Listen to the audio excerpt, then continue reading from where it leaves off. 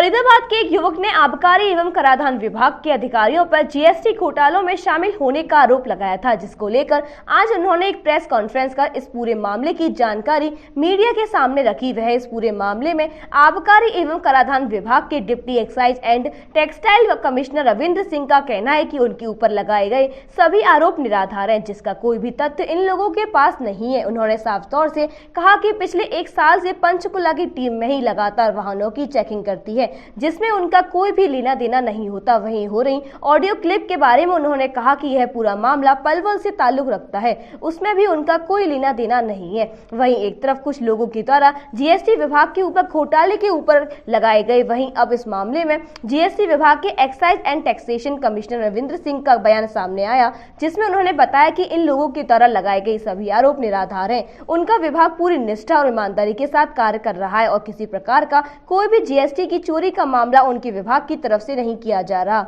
उनके ऊपर लगाए गए तमाम आरोप निराधार हैं, जिनका कोई भी तथ्य इन लोगों के पास नहीं है, क्योंकि फरीदाबाद में जो भी चेकिंग करने के लिए टीम आती है, उन टीमों का चयन पंचकूला से किया जाता है, उनसे उनका कोई भी लेना देना नहीं।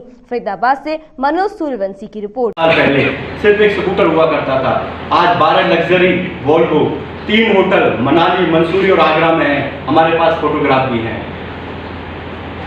चड्ढा ने एक सोसाइटी बनाई थी, बहुत लग्जरी सोसाइटी बनाई थी गाजियाबाद में, उसमें उसका आलिशान बंगला है, 2 सुजुकी 50-50 लाख की गाड़ियाँ हैं। आखिर मेरे और आपके पास तो 5-6 साल में इतनी 100 करोड़ की संपत्ति नहीं आ सकती। तो मैं आप लोगों के माध्यम से मैं चाहता हूँ फरीदाबाद और पलवल में व्याप्त इस महाघोटाला जो जीएसटी में हो रहा है उस पर लगाम लगे और दोषियों को सजा दे। सर, लगातार जो है वो प्रेस कॉन्फ्रेंस की जा रही है कई लोगों की तरफ से और आपके ऊपर आरोप लगाए जा रहे हैं कई, क्या कहना चाहोगे? मैं इस बारे में यही कहना चाहूँगा कि लगभग 1 साल से हेड ऑफिस, जिसमें धीरज गर्ग एडिशनल कमिश्नर, उनकी देखरेख में सारे हरियाणा में इंटर डिस्ट्रिक्ट चेकिंग हो रही है। कोई टीम अम्बाला से आती है, कोई टीम भिवानी से आती है फरीदाबाद, कोई क्रॉस चेकिंग है जिसमें किसी ऑफिसर को ये भी नहीं पता होता किसकी ड्यूटी कहाँ पर है। और इस ट्रांसपेरेंसी को बरकरार रखने के लिए ये योजना बनाई गई, जिससे काफ़ी अच्छे रिजल्ट्स आए हैं। लगभग पिछले साल से 3-4 गुना हमारी टैक्स पेनल्टी बढ़ी है। और जहाँ तक ये मेरे पर आरोप लगा रहे हैं, ये निराधार हैं, क्योंकि यहाँ पर 1 ऑफिसर नहीं है, 4 अथॉरिटीज़ बैठती हैं, 1 जॉइंट कमिश्नर बैठता है और एडिशनल कमिश्नर की देखरेख में चेकिंग ड्यूटी लग रही है। लगातार एक ऑडियो भी वायरल की जा रही है जिसमें कि पलवल की जो ऑडियो है, कुछ पलवल के बारे में पलवल के अधिकारी बताएंगे, उसके बारे में मुझे कुछ नहीं पता। क्या आप संजीव और गगन किसी नाम के ऐसे आरोप झूठे हैं। मैं किसी से कोई संबंध नहीं और ऑफिशियल काम करता हूँ, ऑफिस में अपना काम करता हूँ। और जहाँ तक रोड साइड का मसला है वो हेड ऑफिस के अंतर्गत है।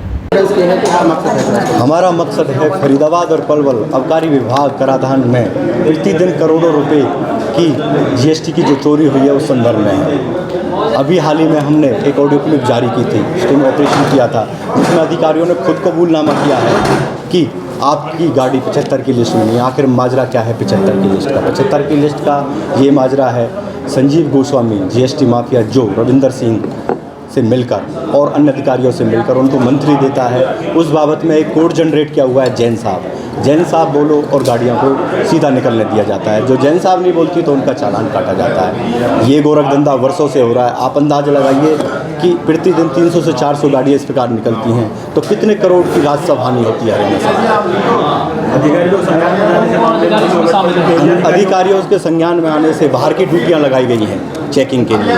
अभी सीएम फलैंग ने भी गाड़ी पकड़ी है और उन पर एक मोटा हर्जाना पाया गया है और इस संदर्भ में 2 अधिकारी पलवल के अधिकारियों को सस्पेंड भी किया गया है। मोहनी जगदीश मल्टी स्पेशलिस्ट हॉस्पिटल विश्व स्तरीय चिकित्सा सुविधाओं के साथ ट्रॉमा सेंटर 24 घंटे आपकी सेवा में तत्पर। Mohini Jagdish multi specialist hospital, Reliance petrol pump के निकट, राया रोड, मथुरा।